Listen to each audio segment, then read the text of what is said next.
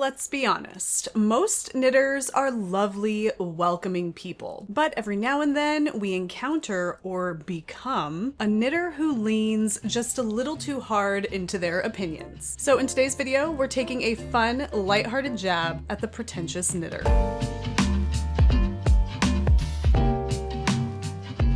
Hello, hello, hello, and welcome to the Wool Needles Hands Knitting Podcast. My name is Taylor, and I will be your host. I'm coming to you today with a fun video that I'm really excited to put together here. It's an idea that occurred to me a couple of days ago while I was dropping my kids off at school. I don't really know where it came from, but it just popped into my head. I wanted to make a video where we took a little bit of a humorous jab at the idea of the pretentious knitter. Who is the pretentious knitter? What kinds of pretentious knitters are there? Am I a pretentious knitter? Are you a pretentious knitter? Can you be a pretentious knitter sometimes and maybe not all the time? So today we're going to dive into this, and I'm really excited for this video. It's going to be fun and lighthearted, which takes me to this small, short, brief, but maybe necessary disclaimer. Now, before we dive in, I want to get this very straight. Knitting is for everyone, and there's no wrong way to enjoy it. This video is meant to be lighthearted and humorous, poking fun at the little quirks and habits we all have as knitters. If you take yourself and your stitches very seriously, and perhaps you don't enjoy a bit of playful ribbing, you may want to sit this one out. But if you're ready to laugh at some all too familiar knitting personalities, get cozy and let's get into it. So I have broken this down into 10 types of pretentious knitter, and I'm going to be honest with you,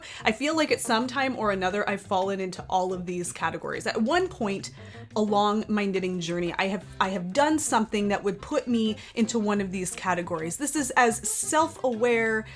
I'm turning the lens on myself as much as I'm turning it outward, okay? Just so we all know, we've all been these types of knitters before. So let's go ahead and examine what these 10 types of pretentious knitters might be and see if we recognize anything in any of these characteristics. The first type of pretentious knitter is the gauge gatekeeper. The gauge gatekeeper believes the swatch is sacred, and any non-swatchers are simply living on the edge of chaos. If you casually admit that you sometimes skip swatching, they gasp and clutch their perfectly measured 4x4 swatch in horror. The gauge gatekeeper would rather rip out an entire sweater than live with it being 0.25 stitches per inch off. Favorite phrase, well, did you swatch? Often paired with a knowing and smug nod. Reality check here, swatching is important, but we all know someone who wings it and still ends up with the perfect fit every time. Number 2, the natural fiber snob. This knitter will only knit with alpaca, wool, or something spun by fairies in the Scottish Highlands. Acrylic? Absolutely not. Cotton? Barely tolerable. A superwash treated wool? Now we're pushing it. If they hear that someone is knitting a sweater in 100% acrylic yarn, they shudder involuntarily. Favorite phrase? That's nice, but have you tried knitting it in merino? Reality check, we love a good natural fiber, but sometimes acrylic is just more practical, especially if you're knitting for babies, pets, or anyone who simply doesn't want to hand wash their socks. And of course, let's not forget those that are allergic to lanolin. The next is the vintage purist. This knitter thinks that knitting peaked in 1952 and all modern patterns are simply lazy. They insist that if you're not following a chart printed on fragile yellowed newsprint, you're just not doing it right. This knitter is known to casually drop the phrase, oh, this? It's just a 1937 Shetland lace shawl that I modified slightly. Their favorite phrase? I just prefer the craftsmanship of vintage designs. Reality check here, vintage patterns are amazing, but also some of them have questionable fit and construction, and abbreviations from the 1940s are basically written in secret code. This next one I'm lovingly referring to as the hand-dyed devotee. This knitter refuses to knit with anything that isn't hand-dyed, artisanal, and preferably from a small batch dyer who lives in a town with less than 500 people. This knitter once waited 3 hours in an online queue for a limited edition colorway named after a deep-cut literary reference. This knitter will judge a yarn festival based on whether the good indie dyers showed up. Their favorite phrase? That's a nice yarn, where's it from? Followed by an expression of either approval or thinly veiled disappointment. Reality check. Hand-dyed yarn is gorgeous.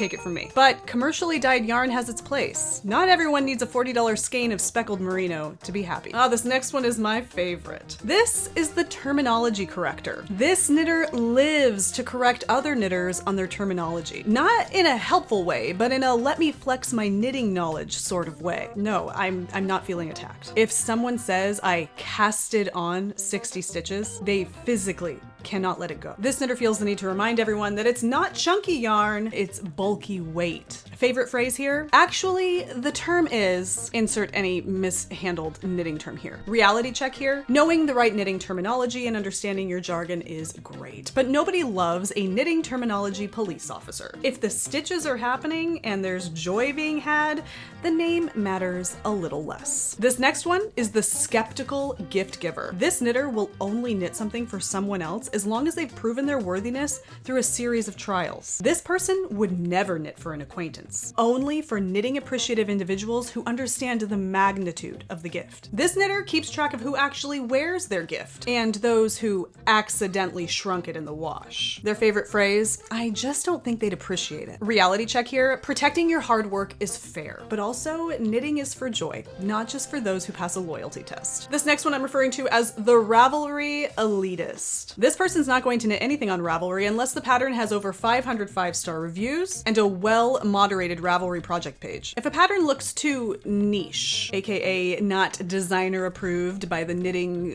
Illuminati, they won't touch it. This knitter looks at knitting books but only trusts the Ravelry rating. Their favorite phrase?